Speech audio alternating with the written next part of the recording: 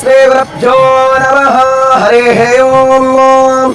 वक्रतुंड महाकाय सूर्यकोटि समप्रभ निर्विघ्नं कुरु मे देव सर्वकार्येषु सर्वदा सर्वेस्मारं भगारेषु त्रयस्त्रिभुवनेश्वराः देवार्धिसम्पुनां सिद्धि वन्दे सारजनार्दनः वेदशिव शिवो वेदो वेदध्यायि सदाशिव तस्मात् नित्यप्रयुक्तेन वेद एव सदा पठेत्। ॐ हरिः ॐ नो भद्राः कृतावो यन्तो विश्वातो दवधासो अपरीतास उदभिदः देवानो यथा सदामिदब्रोधे असन्नप्रायवो रक्षितारो दिवे दिवे देवानां भद्रस्व मातुर्रुजो यतां देवानाक्तोरातिरभिनो निवर्ततां देवानागो सख्याम